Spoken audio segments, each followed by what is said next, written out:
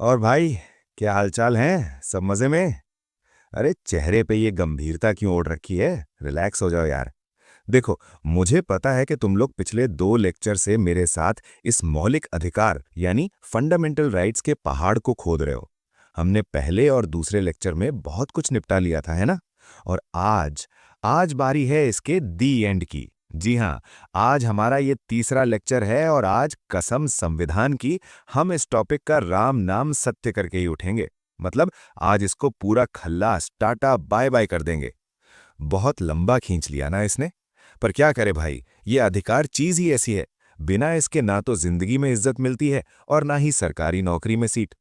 तो अगर किसी ने गलती से वो पिछले 2 वीडियो नहीं देखे हैं तो भाई पहले वो देख लेना, वरना आज की पिक्चर आधी अधूरी लगेगी, जैसे बाहुबली 2 देख ली हो बिना कटप्पा को जाने। और जो लोग लगातार बने हुए हैं, भाई तुम तो मेरे जिगर के टुकड़े हो, बस आज थोड़ी देर और बर्दाश्त कर लो।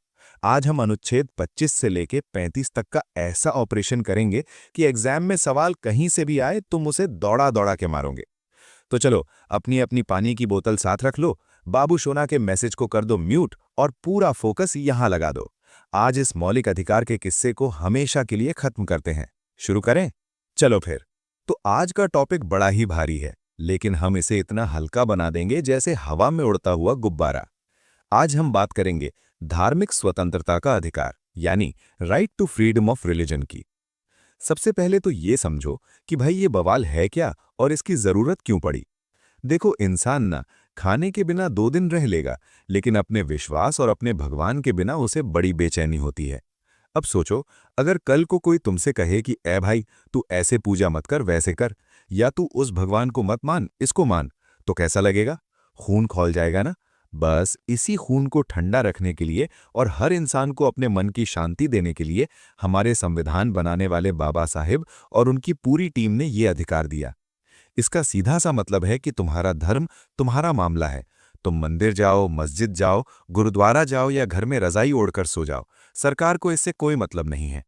ये अधिकार संविधान के अनुच्छेद 25 से लेकर 28 तक यानी आर्टिकल्स 25 टू 28 में एकदम फिट किया गया है। नंबर याद रखना, 25 से 28। यहां गलती की तो एग्जामिनर नंबर काट लेगा, फिर मत कहना। अब आते हैं सबसे मुख्य बात पर, जो इस टॉपिक की जान है। वो है संविधान का मूल सिद्धांत, जिसे हम बेसिक प्रिंसिपल कहते हैं।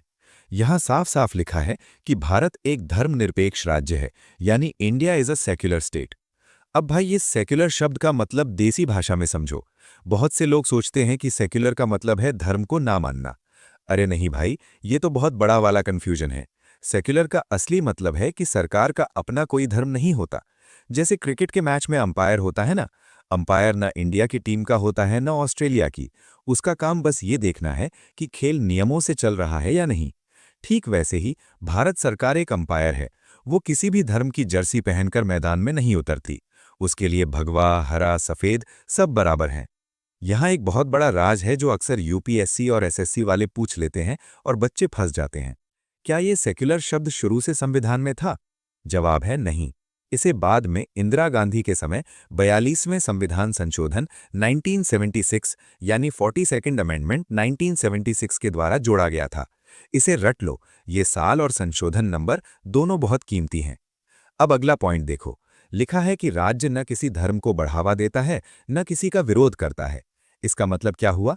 इसका मतलब है कि सरकार तुम्हारे टैक्स के पैसे से किसी एक धर्म का प्रचार नहीं करेगी।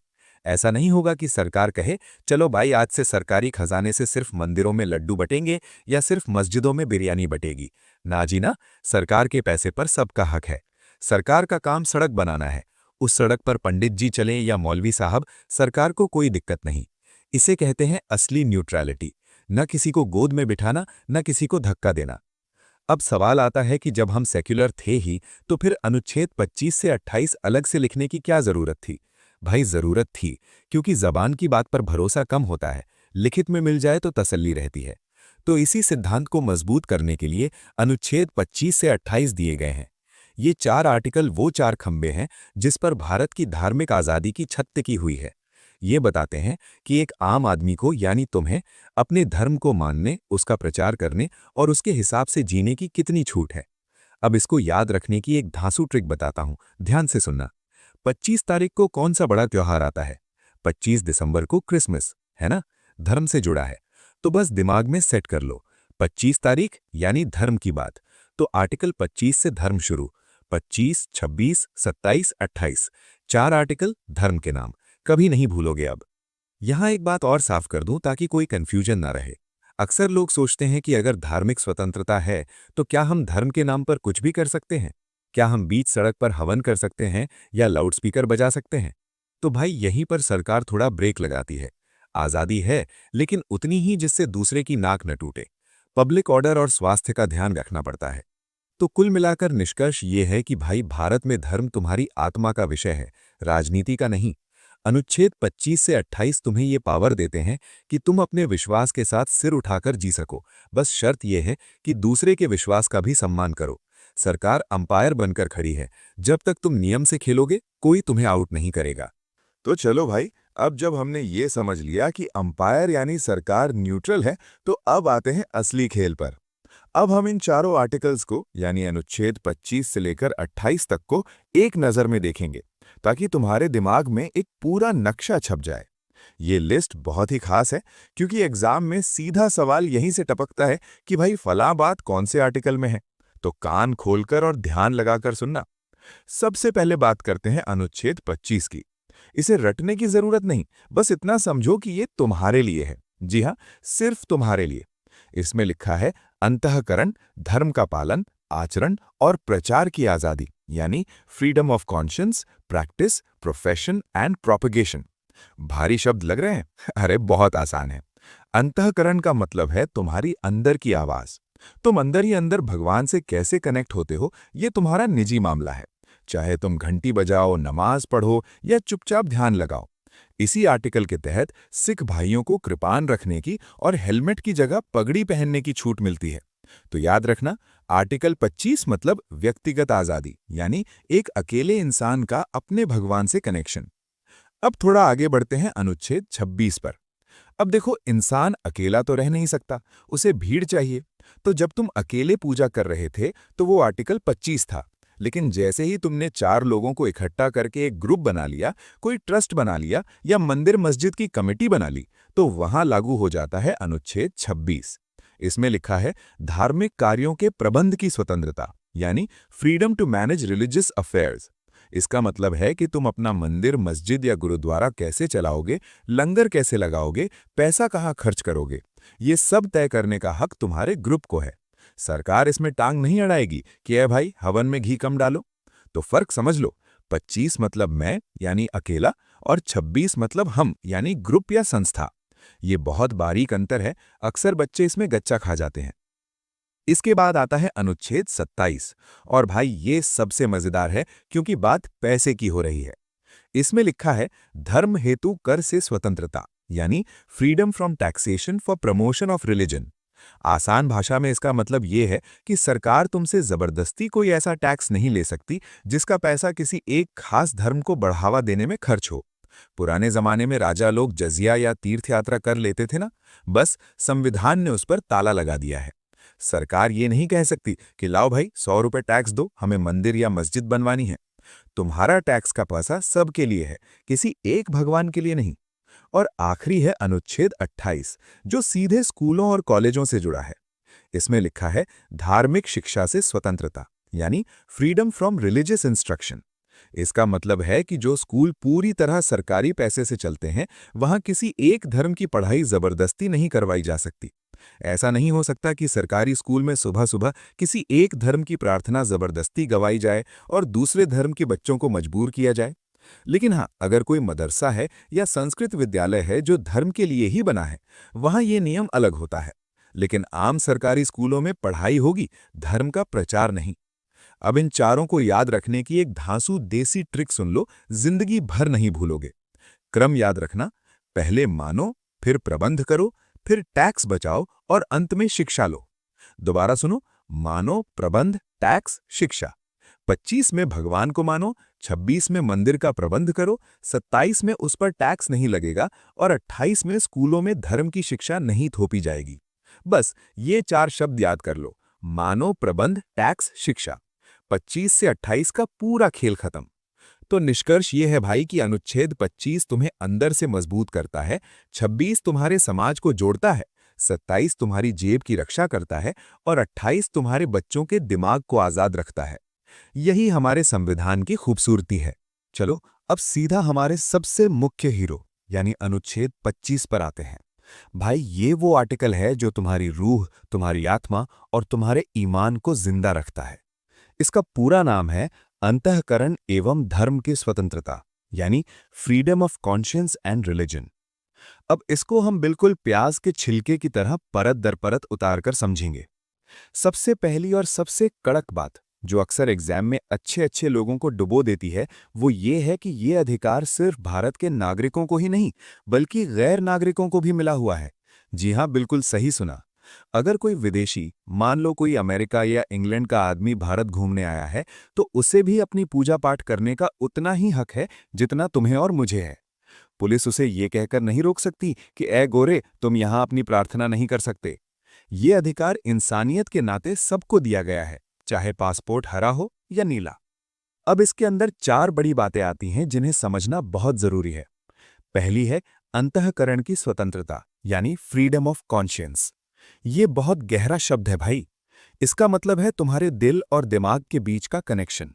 तुम भगवान को मानते हो, बहुत बढ़िया। तुम नहीं मानते, और भी बढ़िया। यह आर्टिकल तुम्हें नास्तिक यानी एथीस्ट होने का भी पूरा हक देता है। अगर तुम्हारा दिल कहता है कि मैं किसी मूर्ति या किसी किताब को नहीं मानता, तो संविधान कहता है तथास्तु। कोई तुम्हें जबरदस्ती आस्तिक नहीं बना सकता। ये तुम्हारे और उस ऊपर वाले के बीच की प्राइवेट लाइन है, जिस पर सरकार कभी कॉल टैप नहीं कर सकती। दूसरी बात है मानने का अधिकार, जिसे हम कहते हैं राइट टू प्रोफेस। अब देखो, अंतःकरण तो दिल के अंदर था, किसी को दिखा नहीं, लेकिन जब तुम उसे बाहर निकालते हो तो वो बनता है मानना। इसका मतलब है कि तुम सीना ठोक कर खुलेआम दुनिया को बता सकते हो कि हाँ भाई, मैं इस धर्म का हूं।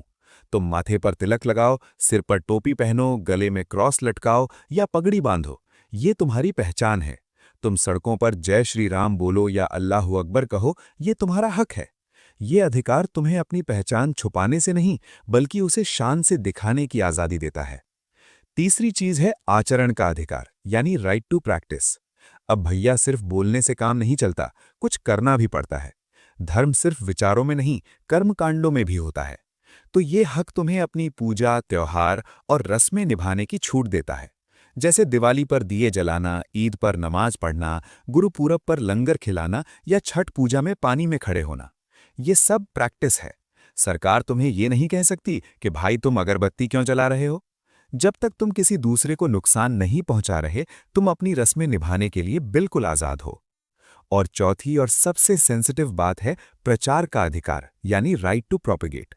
अब इंसान की फितरत होती है कि जो चीज उसे अच्छी लगती है वो दूसरों को भी बताता है। ये अधिकार तुम्हें छूट देता है कि तुम अपने धर्म की अच्छी बातें दूसरों को बताओ। तुम कह सकते हो कि देखो भाई, मेरे धर्म में ये शांति है, ये सुख है। तुम किताबें बांटो, प्रवचन दो, यूट्यूब पर वीडियो बनाओ, सब जायज है।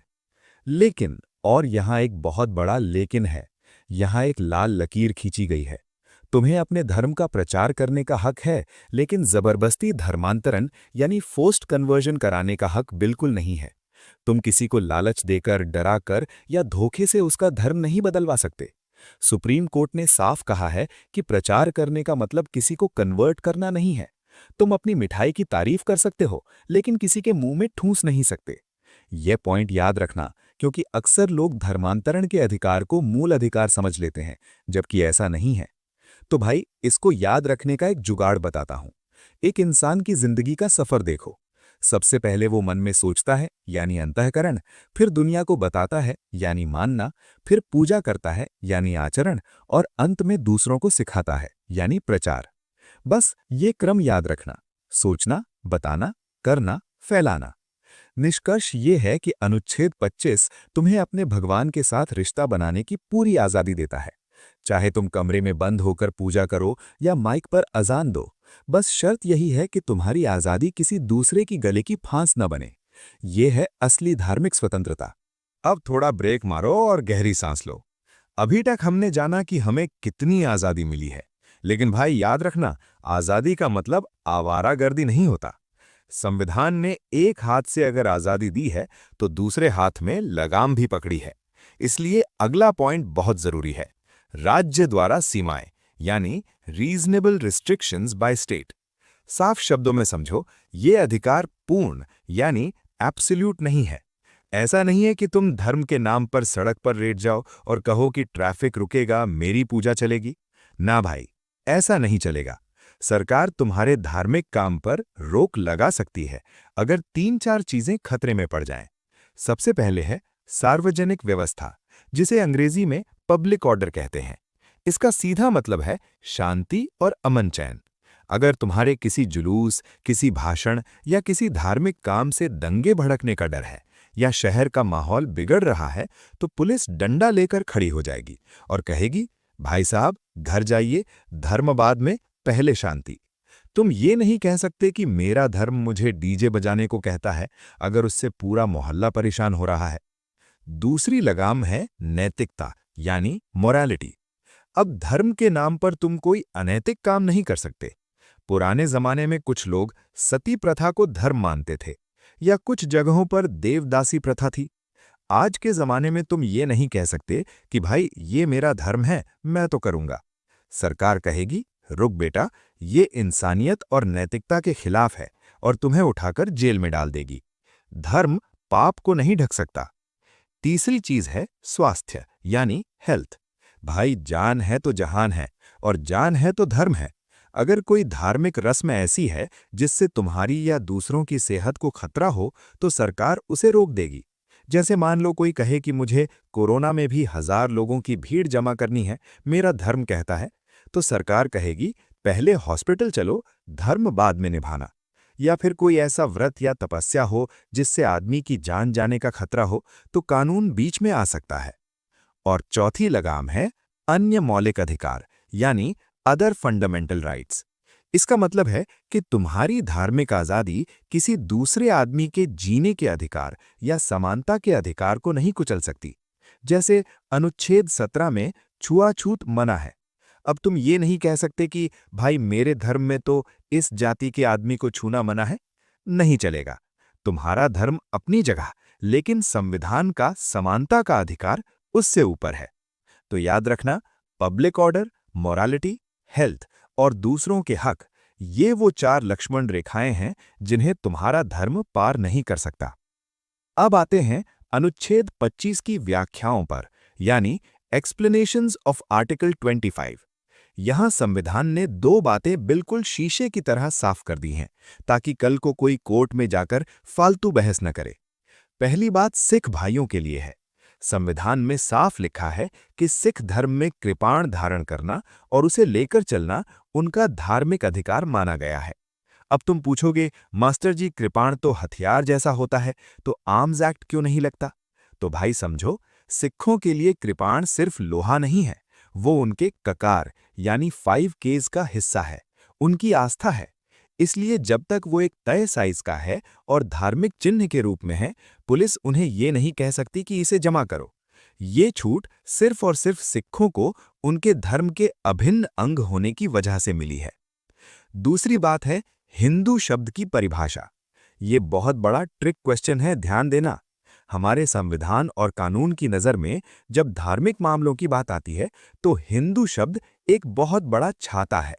इस छाते के नीचे सिर्फ वो लोग नहीं आते जो मूर्ति पूजा करते हैं, बल्कि सिख, जैन और बौद्ध भी इसी हिंदू कानून के दायरे में आते हैं। यहां कंफ्यूजन मत पालना। इसका मतलब ये नहीं है कि सिख या जैन धर्म अलग नहीं है। धर्म अलग हैं, उनकी किताबें अलग हैं, गुरु अलग हैं, लेकिन कानूनी तौर पर, यानी for legal purposes related to civil laws, इन तीनों पर वही नियम लागू होते हैं जो हिंदुओं पर होते हैं। अब सवाल ये उठता है कि इस लिस्ट में कौन नहीं है? तो भाई याद रखना, मुस्लिम, ईसाई, पारसी और यहूदी इस हिंदू वाली परिभाषा में नहीं आते। उनके अपने अलग पर्सनल लॉ हैं। तो अगर एग्जाम में पूछे कि संविधान के अनुच्छेद 25 के अनुसार हिंदू शब्द में कौन शामिल है, तो जवाब होगा सिख, जैन और बौद्ध। मुस्लिम या ईसाई इसमें टिक मत कर देना, वरना नंबर गोल हो जाएगा। तो निष्कर्ष ये है कि अनुच्छेद 25 जहां तुम्हें आजादी देता है, वहीं ये भी याद दिलाता है कि तुम समाज का हिस्सा हो।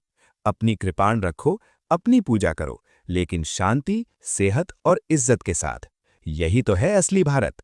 चलो भाई, अब थोड़ा मी यानी मैं से निकलकर वी यानी हम पर आते हैं। अभी तक हमने अनुच्छेद 25 देखा, जो सिर्फ तुम्हारे अकेले की बात कर रहा था। लेकिन इंसान सामाजिक प्राणी है। वो अकेले तो रहेगा नहीं, वो अपना ग्रुप बनाएगा, अपनी कम्युनिटी बनाएगा। बस इसी ग्रुप या कम्युनिटी को संविधान की भाषा में धार्मिक संप्रदाय कहते हैं। और इसी ग्रुप को पावर देने के लिए बना है अनुच्छेद 26, यानी धार्मिक कार्यों का प्रबंधन, यानी freedom to manage religious affairs. अब इसको बहुत ध्यान से समझना, क्योंकि यहीं पर लोग अक्सर गच्चा खा जाते हैं। अनुच्छेद 25 एक अकेले आदमी का अधिकार है, लेकिन अनुच्छेद 26 एक पूरे ग्रुप या संस्था का अधिकार है। जैसे तुम अकेले क्रिकेट खेल रहे हो तो 25, और पूरी टीम बनाकर खेल रहे हो तो 26। अब इस आर्टिकल के अंदर 4 बड़े अधिकार छिपे हैं, जो हर धर्म के ठेकेदारों, कमेटियों और ट्रस्टों को मिलते हैं। सबसे पहला अधिकार है धार्मिक और परोपकारी संस्थाओं की स्थापना करना। भाई, हवा में तो पूजा होगी नहीं, उसके लिए कोई जगह तो चाहिए ना। तो ये आर्टिकल कहता है कि हर धर्म के लोगों को अपना मंदिर, मस्जिद, चर्च, गुरुद्वारा या मठ बनाने का पूरा हक है। तुम चंदा इकट्ठा करो, जमीन लो और अपना धार्मिक स्थान खड़ा कर लो। सरकार तुम्हें ये कहकर नहीं रोक सकती कि यहां मंदिर क्यों बना रहे हो। बस वो जगह कानूनी होनी चाहिए। इतना ही नहीं, तुम परोपकारी संस्था यानी स्कूल, अस्पताल या लंगर हॉल भी खोल सकते हो। ये तुम्हारी कम्युनिटी का हक है। दूसरा अधिकार और भी ज्यादा पावरफुल है, धार्मिक कार्यों का स्वतंत्र प्रबंधन। इसका मतलब है कि मेरे घर में क्या पकेगा ये पड़ोसी नहीं बताएगा। एक बार तुमने अपना मंदिर या मस्जिद बना लिया तो उसके अंदर पूजा कैसे होगी, आरती का टाइम क्या होगा, नमाज कौन पढ़ाएगा या पादरी कौन बनेगा, ये सब तय करने का हक सिर्फ और सिर्फ उस धर्म के लोगों को है। सरकार इसमें दखल नहीं दे सकती। सरकार ये नहीं कह सकती कि ये पुजारी जी मंत्र धीरे पढ़ो या अगरबत्ती 2 ही जलाओ। अंदर का मैनेजमेंट पूरी तरह तुम्हारे हाथ में है। इसे ही कहते हैं अपने धर्म को अपने तरीके से चलाना। तीसरा अधिकार है संपत्ति अर्जन व स्वामित्व, यानी प्रॉपर्टी ओनिंग। अब भाई, संस्था चलानी है तो पैसा और जमीन जायदाद तो चाहिए ही। तो अनुच्छेद 26 कहता है कि हर धार्मिक ग्रुप को चल यानी कैश या ज्वेलरी और अचल यानी लैंड या बिल्डिंग संपत्ति रखने का हक है। तुम अपने भगवान के नाम पर जमीन खरीद सकते हो, बैंक बैलेंस रख सकते हो या गाड़ियां रख सकते हो। ये संपत्ति उस ग्रुप की मानी जाएगी, किसी एक आदमी की नहीं। लेकिन यहां चौथे पॉइंट पर आकर थोड़ा ब्रेक लगता है। चौथा अधिकार है संपत्ति का प्रशासन, यानी एडमिनिस्ट्रेशन ऑफ प्रॉपर्टी। यहां एक पेंच है। संविधान कहता है कि भाई, संपत्ति रखने का हक तो है, लेकिन उसका प्रबंधन कानून के अनुसार होना चाहिए। इसका मतलब यह है कि तुम धर्म के नाम पर काला धन नहीं छिपा सकते या मंदिर की जमीन पर गांजा नहीं उगा सकते। प्रॉपर्टी तुम्हारी, लेकिन नियम सरकार का। अगर जमीन खरीदी है तो रजिस्ट्री करवानी पड़ेगी, टैक्स देना पड़ सकता है अगर लागू हो, और बिल्डिंग कोड मानना पड़ेगा। तुम ये नहीं कह सकते कि ये भगवान का घर है, यहां नक्शा पास नहीं करवाऊंगा। तो भाई, आसान भाषा में इसका निष्कर्ष ये है, अनुच्छेद 26 तुम्हें 4 आजादी देता है। संस्था बनाओ, अपने रीति रिवाज खुद तय करो, प्रॉपर्टी बनाओ और उसे कानून के दायरे में रहकर चलाओ। 25 ने तुम्हें भक्त बनाया और 26 ने तुम्हें एक मजबूत संगठन बना दिया। यही है इसकी असली ताकत। अब आते हैं उस मुद्दे पर जो इंसान को सबसे ज्यादा प्यारा होता है, और वो है पैसा। जी हाँ, अनुच्छेद 27 यानी आर्टिकल 27 सीधे तुम्हारी जेब और सरकारी खजाने की बात करता है। इसका नाम है धर्म हेतु कर से स्वतंत्रता, freedom from taxation for promotion of religion. सुनने में ये लाइन थोड़ी भारी लग रही होगी, लेकिन इसका मतलब बहुत ही सादा और सच्चा है। इसका मतलब ये है कि सरकार यानी हुकूमत तुमसे जबरदस्ती ऐसा कोई टैक्स नहीं वसूल सकती जिसका पैसा सिर्फ और सिर्फ किसी एक खास धर्म को आगे बढ़ाने के लिए खर्च हो। पुराने जमाने में क्या होता था? राजा लोग जनता से जजिया या तीर्थ यात्रा कर लेते थे और उस पैसे से अपने धर्म का प्रचार करते थे। हमारे संविधान निर्माताओं ने कहा, ना बाबा, अब ये नहीं चलेगा। अब इसको नागरिकों के टैक्स के नजरिए से समझो। तुम जो मेहनत की कमाई से टैक्स भरते हो, चाहे वो इनकम टैक्स हो या जीएसटी, वो पैसा सरकारी खजाने में जाता है।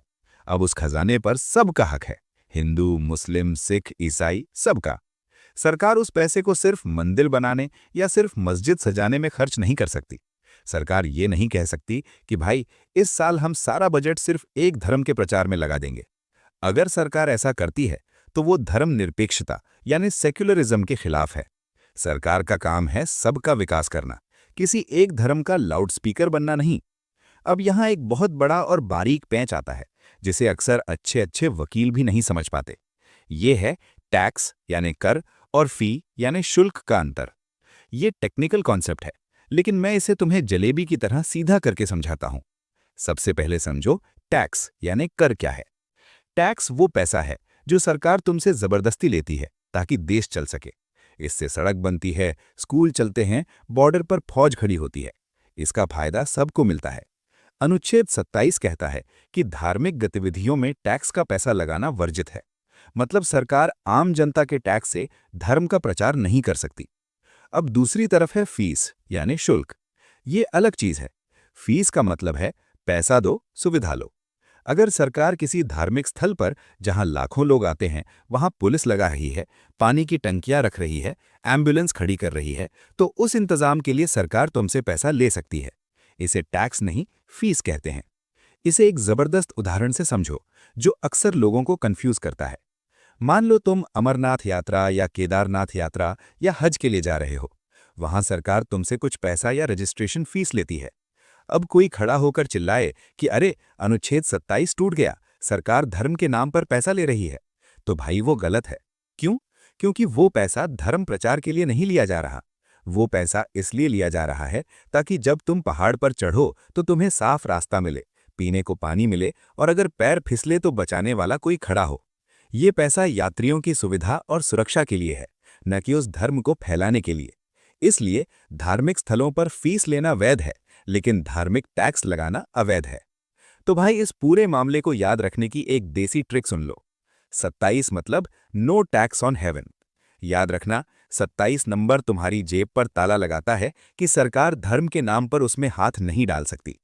निष्कर्ष ये है कि अनुच्छेद 27 सरकार को एक सख्त हिदायत देता है कि लोगों का पैसा विकास के लिए है, धर्म के प्रचार के लिए नहीं। सरकार सुविधाओं के लिए फीस ले सकती है, लेकिन धर्म को पालने पोसने के लिए टैक्स नहीं। यही हमारे संविधान की असली सेक्युलर ताकत है। चलो भाई, अब इस पूरे खेल के आखिरी पड़ाव पर आते हैं। हमने मन की बात कर ली, मंदिर चलाने की बात कर ली, पैसे और टैक्स की बात भी कर ली। अब बात करते हैं सबसे जरूरी चीज की, और वो है शिक्षा यानी पढ़ाई लिखाई। ये है हमारा अनुच्छेद 28, जिसका नाम है धार्मिक शिक्षा से स्वतंत्रता, फ्रीडम फ्रॉम रिलीजियस इंस्ट्रक्शन। अब जरा ध्यान से सोचो, एक छोटा बच्चा जब स्कूल जाता है तो उसका दिमाग कच्ची मिट्टी जैसा होता है। उसे जैसा ढालोगे वैसा बन जाएगा। इसी बात को ध्यान में रखते हुए हमारे संविधान ने ये आर्टिकल बनाया है। इसका सीधा और साफ मकसद है कि शिक्षा के मंदिर को किसी एक धर्म का प्रचार केंद्र नहीं बनने दिया जाए। इसमें सबसे पहली और पत्थर की लकीर जैसी बात यह है कि जो सरकारी शिक्षण संस्थान है, यानी वो स्कूल, कॉलेज या यूनिवर्सिटीज जो पूरी तरह सरकारी पैसे से चलते हैं, वहां धार्मिक शिक्षा पूरी तरह वर्जित है, प्रोहिबिटेड है। इसका मतलब ये है कि अगर स्कूल का मास्टर सरकार से तनख्वाह ले रहा है और स्कूल की बिल्डिंग सरकारी खजाने से बनी है, तो उस स्कूल में मास्टर जी बच्चों को ये नहीं सिखा सकते कि बच्चों गीता ही पढ़ो या बच्चों कुरान ही रटो। सरकारी स्कूल का धर्म सिर्फ एक है, शिक्षा। वहां विज्ञान, गणित, इतिहास पढ़ाया जाएगा, पूजा पाठ या नमाज नहीं। ऐसा इसलिए है ताकि कल को कोई ये न कहे कि सरकार हमारे बच्चों का ब्रेन वॉश कर रही है। लेकिन भाई, भारत विविधताओं का देश है, यहाँ हर तरह के लोग हैं।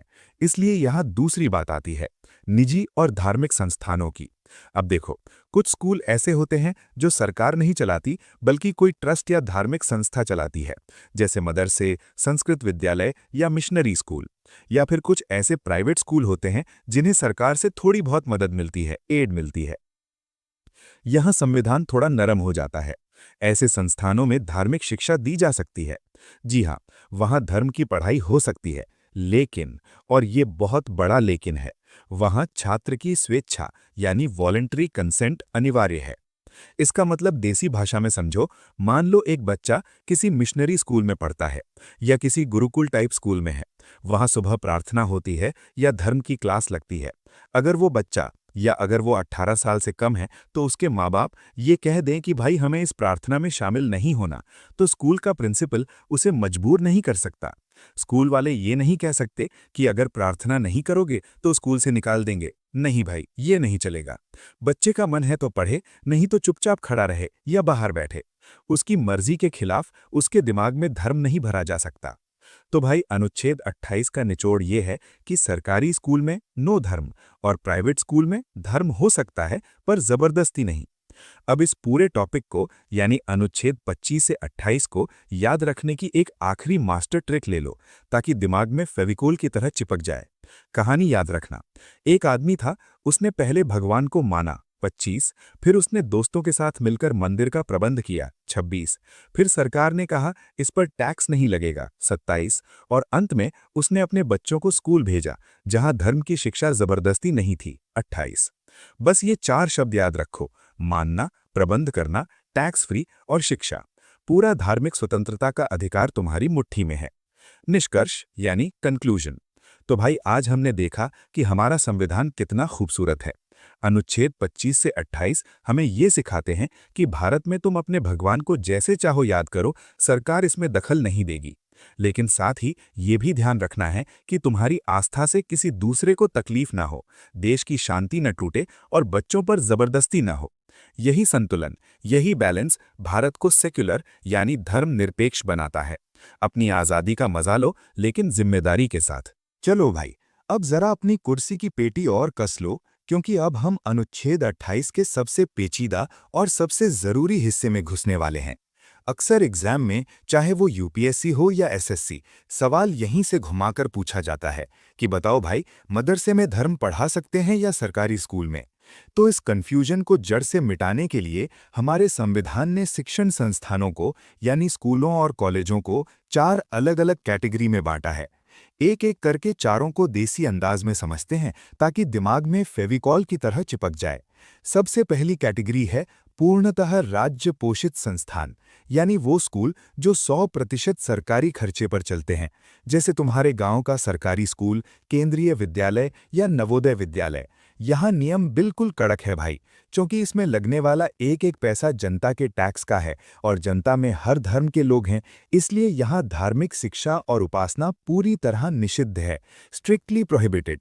इसका मतलब है कि सरकारी स्कूल का मास्टर क्लास में ये नहीं कह सकता कि चलो बच्चों आज हम सिर्फ गीता पढ़ेंगे या सिर्फ कुरान याद करेंगे। वहाँ पढ़ाई का मतलब है विज्ञान, गणित और हिंदी अंग्रेजी। हाँ, एक बात याद रखना, वहाँ जनगण मन या वंदे मातरम हो सकता है, क्योंकि वो धर्मनिरपेक्ष प्रार्थना है, वो देश के लिए है, किसी भगवान के लिए नहीं। तो सरकारी स्कूल मतलब नो धर्म, ओनली कर्म। अब आते हैं दूसरी कैटेगरी पर, जो थोड़ी हटके है। ये है ट्रस्ट द्वारा स्थापित लेकिन सरकार द्वारा प्रशासित संस्थान। अब इसका क्या माजरा है? देखो, कभी कभी क्या होता है कि कोई बड़ा सेठ या कोई पुराना राजा महाराजा एक ट्रस्ट बनाता है और कहता है कि भाई मैं ये स्कूल या कॉलेज इसलिए खोल रहा हूँ ताकि मेरे धर्म की पढ़ाई हो सके। लेकिन बाद में उसका इंतजाम सरकार संभाल लेती है। क्योंकि इसकी स्थापना ही धार्मिक उद्देश्य से हुई थी, इसलिए संविधान यहाँ थोड़ी ढील देता है। यहाँ धार्मिक शिक्षा की अनुमति है। जैसे तुम अलीगढ़ मुस्लिम यूनिवर्सिटी या बनारस हिंदू यूनिवर्सिटी का उदाहरण ले लो। इनकी नींव में ही इनके संस्थापकों ने धर्म और संस्कृति की पढ़ाई का सपना देखा था, इसलिए वहां धर्मशास्त्र या थियोलॉजी का विभाग हो सकता है और वो पढ़ाया भी जा सकता है, और सरकार इसे नहीं रोकती क्योंकि ये उस ट्रस्ट की शर्त थी। तीसरी कैटेगरी है राज्य मान्यता प्राप्त निजी संस्थान। ये वो प्राइवेट स्कूल हैं जो चलते तो प्राइवेट मैनेजमेंट से हैं, लेकिन उनकी डिग्री या मार्कशीट को वैल्यू तभी मिलती है जब सरकार उन्हें मान्यता देती है। जैसे तुम्हारे शहर के बड़े बड़े private school, convent school, Saint Xavier's या डीएवी स्कूल।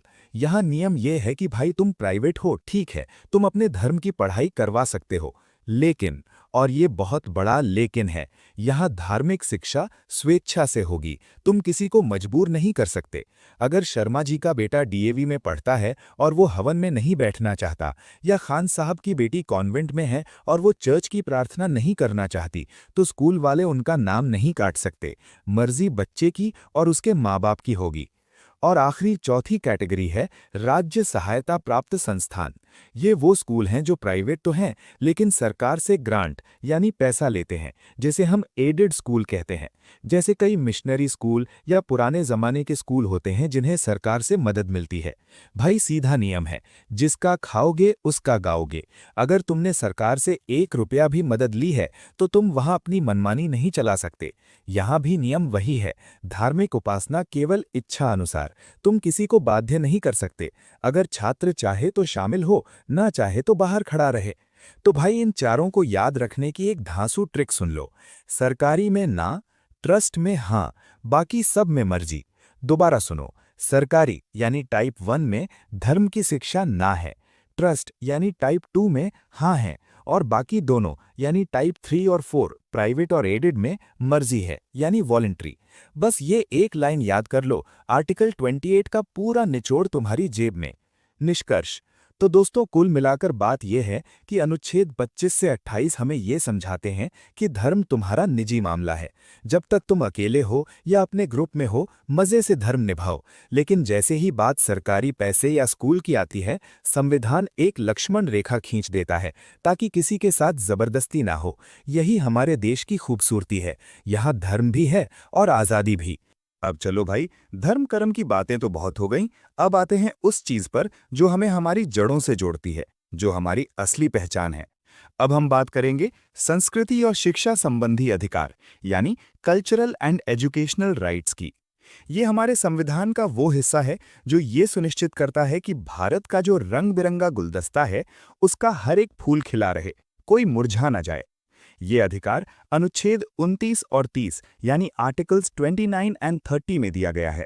सबसे पहले ये समझो कि इसकी जरूरत क्यों पड़ी। देखो, भारत में हजारों भाषाएं हैं, अलग अलग पहनावा है, अलग अलग नाच गाने और रस्में हैं। अगर बड़ी मछली छोटी मछली को निगल जाए, यानी अगर बहुसंख्यक लोग अपनी संस्कृति को अल्पसंख्यकों पर थोपने लगें, तो भारत की खूबसूरती खत्म हो जाएगी। बस इसी डर को खत्म करने के लिए और हर छोटी बड़ी संस्कृति को एक सुरक्षा कवच देने के लिए अनुच्छेद 29 और 30 बनाए गए हैं। इनका काम है अपनी पहचान बचाओ और अपना स्कूल चलाओ। अब सीधा कूदते हैं अनुच्छेद 29 पर, जिसका नाम है अल्पसंख्यकों के हितों का संरक्षण। अब यहाँ एक बहुत बड़ा धोखा है जो अक्सर बच्चे एग्जाम में खा जाते हैं। हेडिंग में लिखा है अल्पसंख्यक, लेकिन याद रखना भाई, सुप्रीम कोर्ट ने साफ कहा है कि ये अधिकार सिर्फ अल्पसंख्यकों तक सीमित नहीं है। जी हाँ, ये अधिकार भारत के किसी भी नागरिक समूह को मिलता है, चाहे वो बहुसंख्यक हो या अल्पसंख्यक। अगर नागरिकों का कोई भी हिस्सा अपनी अलग भाषा या संस्कृति रखता है, तो उसे बचाने का हक उसे है। तो अगर एग्जाम में सवाल आए कि क्या अनुच्छेद 29 सिर्फ माइनॉरिटीज के लिए है, तो छाती ठोक कर कहना नहीं, ये सब के लिए है। इसके अंदर हमें दो बहुत ही मजबूत सुरक्षा कवच मिलते हैं। चलो एक एक करके देखते हैं। पहला कवच है भाषा, लिपि व संस्कृति का संरक्षण। इसका मतलब है कि भारत के किसी भी कोने में रहने वाले लोगों के समूह को अपनी भाषा यानी लैंग्वेज, अपनी लिपि जैसे हिंदी की देवनागरी, पंजाबी की गुरुमुखी और अपनी संस्कृति यानी कल्चर को सुरक्षित रखने का पूरा अधिकार है। कोई भी सरकार या कोई भी ताकत उनसे ये नहीं कह सकती कि ए भाई तुम अपनी ये अजीब सी भाषा बोलना बंद करो और हिंदी या अंग्रेजी बोलो। नहीं, अगर अंडमान के आदिवासी अपनी भाषा बचाना चाहते हैं या बिहार के लोग अपनी मैथिली या भोजपुरी बचाना चाहते हैं, तो ये उनका मौलिक अधिकार है, ये उनकी पहचान है और संविधान उसका पहरेदार है। दूसरा कवच है शैक्षणिक संस्थानों में प्रवेश का अधिकार। ये बहुत ही प्रैक्टिकल बात है। मान लो एक सरकारी कॉलेज है या कोई ऐसा स्कूल है जिसे सरकार से पैसा यानी एड मिलता है, तो अनुच्छेद 29 का दूसरा हिस्सा कहता है कि ऐसे किसी भी संस्थान में किसी भी नागरिक को प्रवेश देने से सिर्फ इसलिए नहीं रोका जा सकता कि उसका धर्म, जाति, भाषा या नस्ल अलग है। ध्यान देना भाई, यहाँ सिर्फ 4 शब्द हैं, धर्म, जाति, भाषा और नस्ल। यहाँ लिंग या जन्मस्थान शब्द नहीं लिखा है, जो अनुच्छेद 15 में होता है। ये लिस्ट याद रखना बहुत जरूरी है। इसका मतलब ये है कि अगर कोई तमिलनाडु का छात्र जिसकी भाषा तमिल है, वो दिल्ली के किसी सरकारी हिंदी मीडियम स्कूल में एडमिशन लेना चाहे, तो प्रिंसिपल साहब ये कहकर मना नहीं कर सकते कि तुम्हें हिंदी नहीं आती, हम एडमिशन नहीं देंगे। या किसी दलित छात्र को जाति के नाम पर रोका नहीं जा सकता। अगर स्कूल सरकारी है या सरकार से मदद ले रहा है, तो दरवाजा सबके लिए खुला रखना पड़ेगा। तो भाई अनुच्छेद 29 को याद रखने की एक देसी ट्रिक सुन लो। 29 मतलब दोनों। दोनों क्या? भाषा भी बचाओ और एडमिशन भी पाओ। याद रखना, 29 नंबर तुम्हें अपनी जुबान बचाने का और कॉलेज में सीट पाने का हक देता है। निष्कर्ष, तो कुल मिलाकर बात यह है कि अनुच्छेद 29 भारत की विविधता की जान है। ये कहता है कि तुम चाहे कितनी भी कम तादाद में हो या तुम्हारी भाषा कितनी भी अलग हो, तुम्हें अपनी पहचान खोने की जरूरत नहीं है। तुम अपनी संस्कृति पर गर्व करो और सरकारी शिक्षा पर तुम्हारा भी उतना ही हक है जितना किसी और का। ये आर्टिकल हमें अनेकता में एकता का असली मतलब समझाता है। चलो भाई, अब संविधान के उस पन्ने पर आते हैं जो अल्पसंख्यकों यानी माइनॉरिटीज को सबसे बड़ी ताकत देता है। अभी हमने अनुच्छेद 29 में देखा कि उन्हें अपनी संस्कृति बचाने का हक है।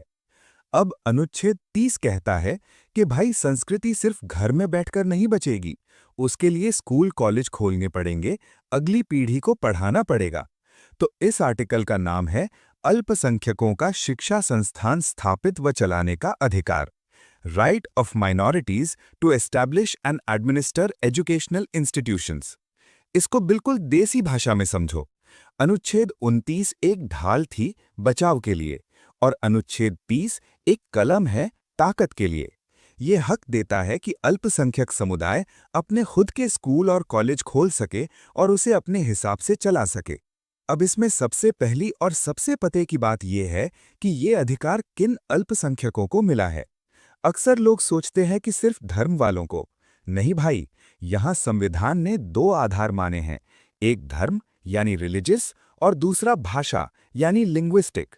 मतलब अगर कोई मुस्लिम, सिख या ईसाई है तो वो धार्मिक अल्पसंख्यक है, लेकिन अगर कोई तमिल बोलने वाला आदमी बिहार में रहता है या कोई बंगाली बोलने वाला आदमी दिल्ली में रहता है तो वो वहाँ भाषाई अल्पसंख्यक है।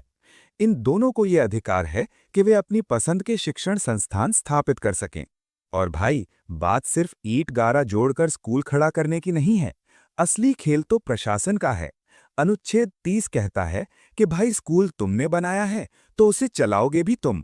सरकार हर बात में अपनी टांग नहीं अड़ाएगी। प्रिंसिपल कौन होगा, टीचर कौन होगा, फीस क्या होगी, मैनेजमेंट कैसे चलेगा, ये सब तय करने की काफी हद तक स्वतंत्रता उस अल्पसंख्यक संस्था के हाथ में होती है। यही वजह है कि तुम देखते होगे कि ईसाई मिशनरी स्कूल जैसे सेंट जेवियर्स या कॉन्वेंट स्कूल अपने नियम खुद बनाते हैं, या फिर अलीगढ़ मुस्लिम यूनिवर्सिटी यानी AMU का अपना एक अलग माहौल है। ये सब मुमकिन हुआ है इसी अनुच्छेद 30 की बदौलत। सरकार बाहर से देख सकती है कि पढ़ाई ठीक हो रही है या नहीं, लेकिन अंदर घुसकर कुर्सी नहीं हिला सकती। अब इसका दूसरा हिस्सा बहुत ही जरूरी है जो इनकी जेब और जमीन से जुड़ा है। इसे कहते हैं संपत्ति अर्जन पर सुरक्षा। भाई मान लो सरकार को कोई हाईवे निकालना है और बीच में किसी अल्पसंख्यक संस्था का स्कूल आ गया। सरकार को जमीन तो चाहिए, तो क्या सरकार उसे हड़प सकती है? नहीं, यहां संविधान ने एक लोहे की दीवार खड़ी कर दी है। नियम यह है कि यदि राज्य किसी अल्पसंख्यक शैक्षणिक संस्थान की संपत्ति जब्त करता है तो उसे उचित क्षतिपूर्ति देना अनिवार्य है। मतलब सरकार को मुंह मांगी कीमत या कम से कम इतनी कीमत देनी पड़ेगी कि वो संस्था कहीं और जाकर वैसे ही खड़ी हो सके। सरकार ये नहीं कह सकती कि भाई देश के विकास के लिए स्कूल तोड़ दिया, अब राम राम जपो। नहीं, पूरा पैसा मेज पर रखना पड़ेगा। ये सुरक्षा इसलिए दी गई ताकि सरकार कभी जलन या बदले की भावना में आकर इन संस्थानों को बर्बाद न कर दे। और ये जो संपत्ति वाला सुरक्षा कवच है, ये शुरू से नहीं था। इसे 44वें संविधान संशोधन अधिनियम 1978 के द्वारा जोड़ा गया था। मोरारजी देसाई की सरकार थी उस समय। उन्होंने ये पक्का किया कि अल्पसंख्यकों की शिक्षा के अधिकार को कोई छीन न सके। तो भाई, अनुच्छेद 30 को याद रखने की एक देसी ट्रिक सुन लो। 30 मतलब 30 यानी थर्ड अंपायर। जैसे क्रिकेट में थर्ड अंपायर को कोई चुनौती नहीं दे सकता, वैसे ही माइनॉरिटी के स्कूल मैनेजमेंट को सरकार आसानी से चुनौती नहीं दे सकती। या ऐसे याद रखो, 30 मतलब टीच यानी 30 का टी और टीच का टी। 30 नंबर अल्पसंख्यकों को टीच यानी पढ़ाने का हक देता है। चलो भाई, अब बात करते हैं उस चीज की जिसके बिना ना घर चलता है और ना स्कूल, और वो है पैसा यानी विटामिन M। अभी तक हमने देखा कि अल्पसंख्यकों को स्कूल खोलने का हक है, लेकिन स्कूल हवा में तो चलेगा नहीं। उसके लिए चाहिए आर्थिक सहायता, जिसे अंग्रेजी में ग्रांट या एड कहते हैं। यहाँ संविधान का तीसरा पॉइंट बहुत ही कड़क है। नियम ये है कि आर्थिक सहायता में भेदभाव निषिद्ध है। इसका मतलब ये है कि जब सरकार अपना खजाना खोलती है और स्कूलों को पैसा बांटती है, तो वो किसी स्कूल के साथ सौतेला व्यवहार नहीं कर सकती, सिर्फ इसलिए कि वो अल्पसंख्यक है। सरकार ये नहीं कह सकती कि भाई ये तो माइनॉरिटी का स्कूल है, इसे फूटी कौड़ी नहीं देंगे। ना भाई ना। इसे एक तगड़े उदाहरण से समझो, जो तुम्हारे नोट्स में भी है। मान लो तुम्हारे शहर में एक डीएवी स्कूल है जो कि बहुसंख्यक समाज से जुड़ा है, और सरकार उसे हर साल 10 लाख का अनुदान दे रही है। अब उसी शहर में एक सेंट जोसेफ कॉन्वेंट स्कूल है जो ईसाई मिशनरी का है। अगर सेंट जोसेफ वाले भी मदद मांगते हैं और वो सारी शर्तें पूरी करते हैं, तो सरकार उन्हें सिर्फ इसलिए मना नहीं कर सकती कि तुम ईसाई हो। अगर डीएवी को मिला है तो सेंट जोसेफ को भी हक है। सरकार का हाथ सबके लिए बराबर होना चाहिए, चाहे वो मंदिर का स्कूल हो या चर्च का। अब आते हैं चौथे पॉइंट पर, जो दिल को छू लेने वाला है। वो है मातृभाषा में शिक्षा का अधिकार। भाई, बच्चा सबसे अच्छा तभी सीखता है जब उसे उसकी माँ की बोली में सिखाया जाए। अनुच्छेद 30 ये आज़ादी देता है कि अल्पसंख्यक समुदाय अपने बच्चों को अपनी भाषा या मातृभाषा में पढ़ा सकते हैं। सरकार ये नहीं कह सकती कि सबको सिर्फ हिंदी या अंग्रेजी में ही पढ़ना होगा। जैसे अगर कोई उर्दू भाषी समुदाय है, तो वो अपना स्कूल खोलकर उर्दू माध्यम में पढ़ाई करवा सकता है। या अगर दिल्ली में रहने वाले कुछ तमिल लोग हैं, तो वो अपने बच्चों के लिए तमिल माध्यम का स्कूल चला सकते हैं। इससे उनकी भाषा जिंदा रहेगी और बच्चे अपनी संस्कृति से जुड़े रहेंगे। ये अधिकार सिर्फ किताब का नहीं, बल्कि पहचान का है। अब भाई जरा सावधान हो जाओ। अब जो मैं बताने जा रहा हूं वो पांचवा पॉइंट है, और ये सबसे जरूरी है, क्योंकि यहीं पर लोग अक्सर धोखा खा जाते हैं। वो है सीमाएं, यानी रिस्ट्रिक्शंस। अक्सर लोगों को लगता है कि अनुच्छेद 30 मिल गया तो बस अब हम राजा हैं, जो चाहे वो करेंगे। लेकिन कान खोलकर सुन लो भाई, अनुच्छेद 30 के अधिकार पूर्ण या असीमित नहीं है। ऐसा नहीं है कि माइनॉरिटी स्कूल के नाम पर तुम वहां कुछ भी करो और पुलिस बाहर खड़ी रहे। नहीं, इन स्कूलों पर देश के सामान्य कानून वैसे ही लागू होते हैं जैसे किसी और पर। सरकार हस्तक्षेप कर सकती है और रोक लगा सकती है अगर बात इन चीजों की हो। सबसे पहले राष्ट्रीय हित और सार्वजनिक व्यवस्था। स्कूल में तुम बच्चों को देश के खिलाफ कुछ नहीं पढ़ा सकते। अगर स्कूल में हथियार रखे जा रहे हैं या दंगे भड़काने की पढ़ाई हो रही है, तो सरकार उस स्कूल पर ताला लगा देगी। माइनॉरिटी कार्ड वहां नहीं चलेगा। दूसरा है नैतिकता और शिक्षा की गुणवत्ता। भाई, तुम ये नहीं कह सकते कि हमारा स्कूल है, हम तो अनपढ़ मास्टर रखेंगे। ना जी। अगर सरकार ने नियम बनाया है कि टीचर को बीएड या टेट पास होना चाहिए, तो वो तुम्हारे स्कूल पर भी लागू होगा। बच्चों के भविष्य के साथ खिलवाड़ करने की आज़ादी किसी को नहीं है। तीसरा है स्वच्छता और कराधान, यानी टैक्सेशन। स्कूल साफ सुथरा होना चाहिए। बच्चों की सेहत का ध्यान रखना पड़ेगा। और हाँ, अगर स्कूल पैसा कमा रहा है, तो जो भी टैक्स या श्रम कानून बनते हैं वो सब मानने पड़ेंगे। तुम ये नहीं कह सकते कि हम माइनॉरिटी हैं इसलिए हम चपरासी को कम तनख्वाह देंगे या टैक्स नहीं भरेंगे। महिला पुरुष समानता के नियम भी चलेंगे।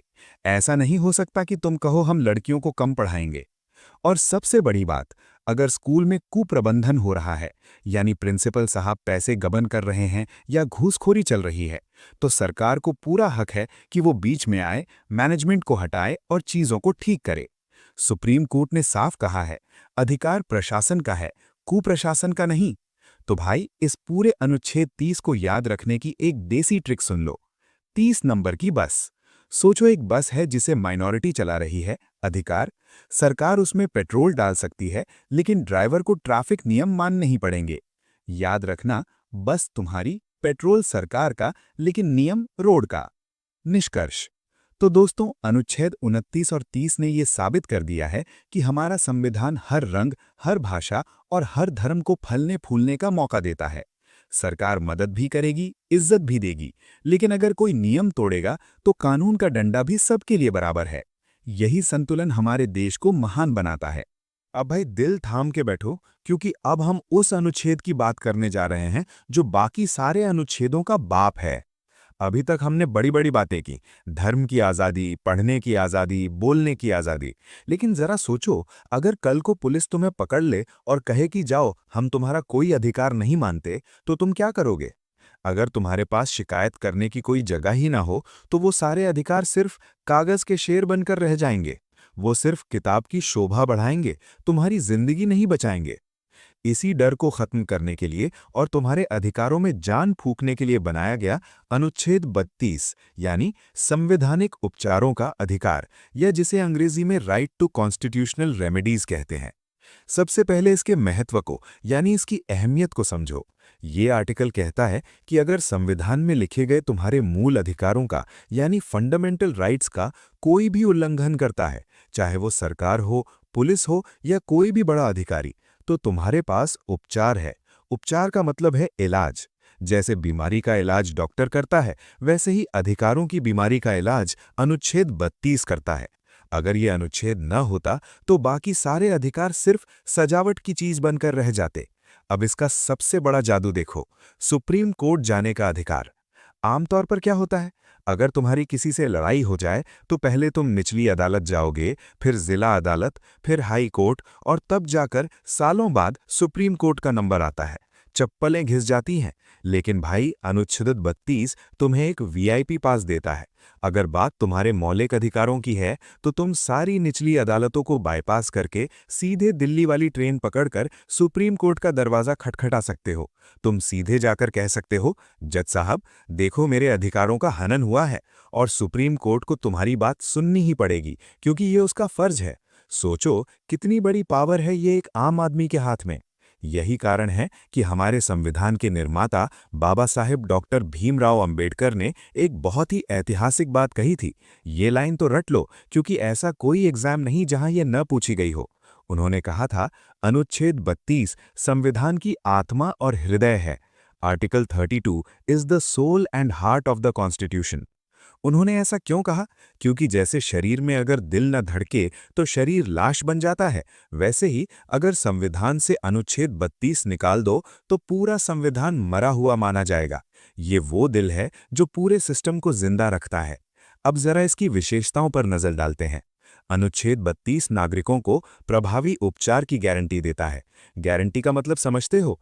इसका मतलब है कि सुप्रीम कोर्ट ये कहकर नहीं टाल सकता कि आज मूड नहीं है, कल आना। नहीं, अगर तुम्हारे अधिकार छीने गए हैं तो कोर्ट को कुछ ना कुछ करना ही पड़ेगा, आदेश देना ही पड़ेगा। यहां एक छोटा सा कंफ्यूजन दूर कर लो। अधिकारों की रक्षा करने की शक्ति सुप्रीम कोर्ट और हाई कोर्ट दोनों के पास है। तुम हाई कोर्ट भी जा सकते हो अनुच्छेद 226 के तहत, लेकिन अनुच्छेद 32 सिर्फ सुप्रीम कोर्ट की बात करता है, और इसीलिए सुप्रीम कोर्ट को हमारे मूल अधिकारों का अंतिम रक्षक यानी फाइनल डिफेंडर और गारंटर माना जाता है।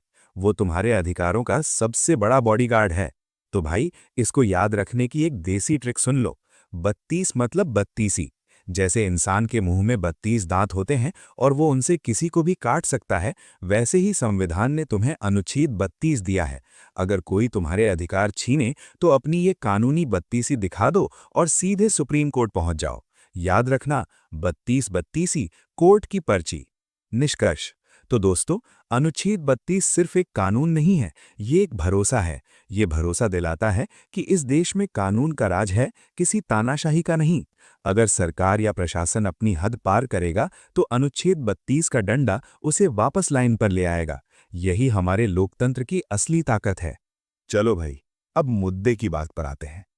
हमने ये तो समझ लिया कि अगर कोई तुम्हारे अधिकार छीने तो सुप्रीम कोर्ट जाना है, लेकिन वहां जाकर होगा क्या?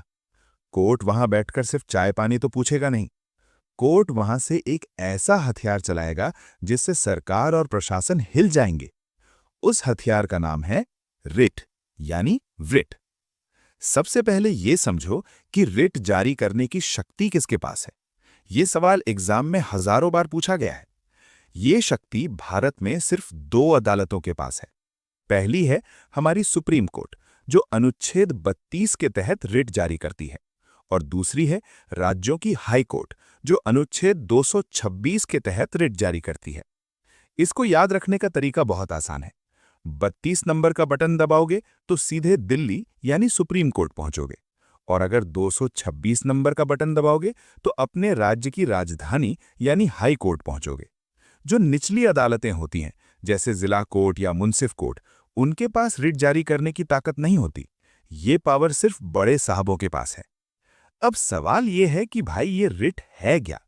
ये शब्द सुनने में थोड़ा अजीब लगता है क्योंकि ये अंग्रेजी या लैटिन भाषा से आया है। देसी भाषा में इसका मतलब है कोर्ट का विशेष आदेश। ये कोई आम चिट्ठी या नोटिस नहीं है, ये एक हुक्म है, एक फरमान है। ये आदेश किसको दिया जाता है? ये आदेश किसी आम आदमी को नहीं, बल्कि सरकार, किसी सरकारी अधिकारी या किसी संस्था को दिया जाता है। मान लो पुलिस ने तुम्हें बिना वजह उठा लिया या कोई सरकारी बाबू तुम्हारा काम रोक कर बैठा है, तो कोर्ट उसे रिट जारी करेगा। इसका उद्देश्य सिर्फ एक है, तुम्हारे मौलिक अधिकारों की रक्षा करना और तुम्हें न्याय दिलाना। रिट एक ऐसा आदेश है जिसे मानना अनिवार्य होता है।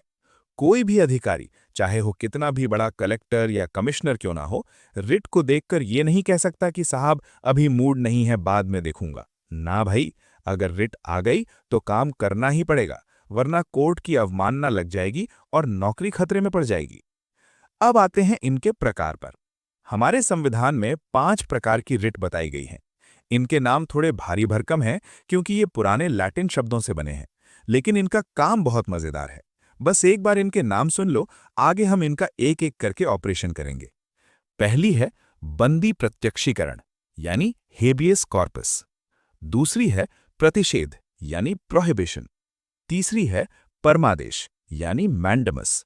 चौथी है अधिकार पृच्छा यानी क्वो वारंटो। और पांचवी है उत्प्रेषण यानी सर्शोरैरी। घबराना मत इन नामों से, ये सिर्फ नाम है। असल में ये वो 5 चाबियां हैं जो जेल के ताले भी खोल सकती हैं और किसी भ्रष्ट अधिकारी की कुर्सी भी हिला सकती हैं। अब इसको एक एक करके हम लोग विस्तार से समझ लेते हैं। सबसे पहली और सबसे दमदार रिट की, जिसका नाम है बंदी प्रत्यक्षीकरण, जिसे अंग्रेजी में कहते हैं हेबियस कॉर्पस। अब तुम सोचोगे कि मास्टर जी ये कैसा अजीब सा नाम है। तो भाई, ये लैटिन भाषा का शब्द है। इसका देसी मतलब होता है प्रोड्यूस द बॉडी यानी शरीर को पेश करो। अब यहां शरीर का मतलब लाश नहीं है, जिंदा आदमी है। कोर्ट आदेश देता है कि जिस आदमी को तुमने उठाया है या कैद किया है, उसे जिंदा हमारे सामने खड़ा करो। इसका असली उद्देश्य है अवैध या जबरन हिरासत से तुम्हें बचाना। ये तुम्हारी व्यक्तिगत स्वतंत्रता का सबसे बड़ा रक्षक है। सोचो, अगर पुलिस तुम्हें बिना बताए उठा ले जाए और जेल में डाल दे, तो तुम्हारी आजादी तो गई तेल लेने। बस उसी आजादी को वापस लाने के लिए ये रिट बनी है। अब सवाल ये है कि इसका इस्तेमाल कब होता है। देखो भाई, अगर पुलिस ने किसी को बिना कारण हिरासत में ले लिया हो, या किसी ने किसी को घर में नजरबंद कर रखा हो, या फिर किसी को जबरदस्ती रोका जा रहा हो, तो ये रिट काम आती है। जैसे फिल्मों में देखते हो ना, पुलिस किसी को उठा ले जाती है और 24 घंटे तक कोर्ट में पेश नहीं करती, बस वहीं ये रिट लगती है। और सबसे मजेदार बात यह है कि ये रिट किसके खिलाफ जारी हो सकती है। ये सिर्फ सरकारी प्राधिकरण जैसे पुलिस या जेल प्रशासन के खिलाफ ही नहीं, बल्कि निजी व्यक्ति यानी प्राइवेट इंडिविजुअल के खिलाफ भी जारी हो सकती है। ये बहुत बड़ा पॉइंट है, इसे गांठ बांध लो। मान लो किसी गुंडे ने या किसी दबंग आदमी ने किसी को किडनैप कर लिया है, या किसी बाप ने अपनी बालिग बेटी को कमरे में बंद कर दिया है क्योंकि वो अपनी मर्जी से शादी करना चाहती थी, तो वहां भी हेबियस कॉर्पस लग सकता है। कोर्ट कहेगा, बेटी को हमारे सामने लाओ, हम उससे पूछेंगे कि वो कहाँ रहना चाहती है। इसे एक तगड़े उदाहरण से समझो। मान लो पुलिस ने तुम्हारे पड़ोसी रमेश को उठा लिया। कोई एफआईआर नहीं लिखी, कोई वजह नहीं बताई, बस थाने में बैठा रखा है। रमेश के घर वाले परेशान हैं। वो सीधे हाई कोर्ट या सुप्रीम कोर्ट जा सकते हैं और हेबियस कॉर्पस की याचिका लगा सकते हैं। कोर्ट तुरंत पुलिस को आदेश देगा कि रमेश को कल सुबह 10 बजे हमारे सामने पेश करो। अब पुलिस को रमेश को लाना ही पड़ेगा। और अगर कोर्ट को लगा कि पुलिस ने बिना किसी ठोस सबूत या कानून के रमेश को पकड़ा है, तो कोर्ट भरी अदालत में कहेगा, रिहा करो इसे अभी के अभी, और रमेश आजाद होकर घर चला जाएगा। तो भाई, हेबियस कॉर्पस को याद रखने की एक देसी ट्रिक सुन लो। हेबियस हमें बस बॉडी चाहिए। याद रखना, हेबियस कॉर्पस मतलब बंदा लाओ। निष्कर्ष। तो दोस्तों, बंदी प्रत्यक्षीकरण वो चाबी है जो अवैध जेल के ताले खोल देती है। ये हमें सिखाती है कि कानून के राज में किसी को भी बिना वजह गायब नहीं किया जा सकता। चाहे वो पुलिस हो या कोई बाहुबली। अगर किसी ने तुम्हें अवैध तरीके से रोका तो कोर्ट उसे छोड़ेगा नहीं। ये तुम्हारी आजादी का सबसे बड़ा सुरक्षा कवच है। चलो भाई, अब दूसरे हथियार की तरफ बढ़ते हैं। अभी हमने देखा कि अगर पुलिस किसी को उठा ले जाए तो क्या करना है। लेकिन अब सोचो, अगर पुलिस या कोई सरकारी बाबू अपनी कुर्सी पर बैठकर सो जाए और तुम्हारा काम ही ना करे, तब क्या करोगे? मान लो तुम्हें राशन कार्ड बनवाना है, पासपोर्ट चाहिए या बिजली का कनेक्शन चाहिए, और सरकारी अफसर फाइल दबाकर बैठ गया है, घूस मांग रहा है या टाल मटोल कर रहा है। तब काम आती है हमारी दूसरी रिट, जिसका नाम है परमादेश, यानी मैंडेमस। इसका नाम ही सब कुछ बता देता है। परमादेश का संधि विच्छेद करो। परम प्लस आदेश, यानी सबसे बड़ा आदेश। और लैटिन भाषा में मैंडेमस का मतलब होता है वी कमांड, यानी हम आदेश देते हैं। यहां हम का मतलब कोर्ट है। कोर्ट अपनी कुर्सी से दहाड़ता है और कहता है, हम आदेश देते हैं कि अपना काम करो। इसका मुख्य उद्देश्य है किसी भी सोए हुए या कामचोर सरकारी आदमी को उसका कानूनी कर्तव्य निभाने के लिए बाध्य करना। कोर्ट कहता है, बेटा, सरकार से तनख्वाह लेते हो ना, तो ये काम जो तुम्हारा फर्ज है, इसे चुपचाप पूरा करो, वरना नौकरी खतरे में पड़ जाएगी। ये रिट सरकारी सुस्ती का सबसे बड़ा इलाज है। अब सवाल ये है कि ये डंडा किनके खिलाफ चल सकता है? ये रिट सिर्फ और सिर्फ सार्वजनिक अधिकारियों के खिलाफ जारी होती है, चाहे वो कलेक्टर हो, पुलिस कमिश्नर हो, कोई सरकारी विभाग हो जैसे बिजली विभाग, जल बोर्ड, कोई निगम हो जैसे LIC या ONGC, या फिर अधीनस्थ न्यायालय हो। यहाँ तक कि राज्य सरकार या केंद्र सरकार को भी कोर्ट ये आदेश दे सकता है। अगर सरकार ने कोई कानून बनाया है और उसे लागू नहीं कर रही, तो कोर्ट कहेगा, इसे लागू करो। लेकिन भाई, जरा संभल कर, यहाँ एक बहुत बड़ा पेंच है। ये रिट हर किसी पर नहीं चलाई जा सकती। इसकी कुछ सीमाएं हैं जो एग्जाम में बार बार पूछी जाती हैं। पहली बात, ये रिट किसी निजी व्यक्ति या निजी कंपनी के खिलाफ जारी नहीं होती। अगर तुम्हारा पड़ोसी अपनी दीवार ऊंची कर रहा है या रिलायंस या टाटा जैसी प्राइवेट कंपनी तुम्हारी बात नहीं सुन रही, तो तुम वहां मैंडेमस नहीं लगा सकते, क्योंकि वो सरकारी नौकर नहीं है, वो कोर्ट के आदेश से बंधे नहीं हैं। उनके लिए अलग कानून है, पर ये रिट नहीं। दूसरी बात, अगर कोई काम विवेकाधीन है, मतलब अगर कानून में लिखा है कि अधिकारी चाहे तो ये कर सकता है, चाहे तो नहीं, तो कोर्ट जबरदस्ती नहीं कर सकता। कोर्ट सिर्फ उन कामों के लिए आदेश देगा जो अनिवार्य हैं, जो करना ही करना है। और तीसरी और सबसे जरूरी बात, ये रिट भारत के राष्ट्रपति और राज्यों के राज्यपाल के खिलाफ कभी जारी नहीं हो सकती। वो देश और राज्य के मुखिया हैं, संवैधानिक प्रमुख हैं। कोर्ट उन्हें ये नहीं कह सकता कि ए राष्ट्रपति जी, ये फाइल साइन करो। उनकी इज्जत और गरिमा को बनाए रखने के लिए उन्हें इससे छूट दी गई है। और आखिरी, जो जज साहब लोग खुद अपने लिए रखते हैं, न्यायिक कार्य, मतलब हाई कोर्ट अपने से नीचे वाली अदालत को ये तो कह सकता है कि भाई मुकदमे की सुनवाई करो, लेकिन ये आदेश नहीं दे सकता कि फैसला यही सुनाओ। जज का दिमाग आजाद होता है, उस पर मैंडेमस नहीं चलता। तो भाई, मैंडेमस को याद रखने की एक देसी trick soon low. M for mandamus, M for master. जैसे स्कूल का मास्टर ऑर्डर देता है कि होमवर्क करो, वैसे ही कोर्ट यानी मास्टर सरकार को ऑर्डर देता है कि काम करो। याद रखना, मैंडेमस मतलब मैंडेटरी काम करो। निष्कर्ष, तो दोस्तों, परमादेश वो रिट है जो सरकारी मशीनरी में तेल डालने का काम करती है। ये अफसरों को याद दिलाती है कि वो जनता के मालिक नहीं, बल्कि लोक सेवक हैं। अगर कोई बाबू फाइल पर कुंडली मारकर बैठा है, तो मैंडेमस का मंत्र पढ़ो, काम दौड़कर होगा। ये आम आदमी के हाथ में सरकारी काम करवाने का सबसे बड़ा हथियार है। अब जरा गौर फरमाओ तीसरे हथियार पर, जिसका नाम है प्रतिषेध, यानी प्रोहिबिशन। नाम सुनकर ही लग रहा है ना कि किसी चीज पर पाबंदी लगाई जा रही है। बिल्कुल सही पकड़े हो। इसका सीधा और देसी मतलब होता है रोकना। जैसे घर के बड़े बुजुर्ग बच्चों को कोई गलत काम करने से पहले ही टोक देते हैं, बस वैसे ही ये रिट काम करती है। इसका अंग्रेजी में अर्थ होता है वी फॉरबिड, यानी हम मना करते हैं। अब सवाल यह है कि ये मनाही किसे और क्यों की जाती है। इसका उद्देश्य बहुत साफ है। ये रिट तब जारी की जाती है जब कोई निचली अदालत यानी लोअर कोर्ट अपनी चादर से बाहर पैर पसारने लगती है। कानून की भाषा में इसे कहते हैं अधिकार क्षेत्र से बाहर जाना। हर अदालत का एक दायरा होता है, एक सीमा होती है। अगर कोई छोटा जज साहब वो केस सुनने लगे जो उनकी पावर में ही नहीं है, तो ऊपर बैठी बड़ी अदालत, हाई कोर्ट या सुप्रीम कोर्ट कहती है कि रुको, वहीं रुक जाओ, ये तुम्हारे बस का नहीं है। इसे उस उदाहरण से समझो जो अक्सर किताबों में नहीं बल्कि वकीलों की जुबान पर रहता है। मान लो तुम्हारे जिले की जिला अदालत जोश में आ जाए और कहे कि आज मैं भारत के राष्ट्रपति के चुनाव में हुई गड़बड़ी का फैसला सुनाऊंगा। अरे भाई, ये तो अनर्थ हो जाएगा। संविधान के अनुच्छेद 71 के तहत राष्ट्रपति और उपराष्ट्रपति के चुनाव का विवाद सिर्फ और सिर्फ सुप्रीम कोर्ट ही सुन सकता है। जिला अदालत की इतनी पावर ही नहीं है।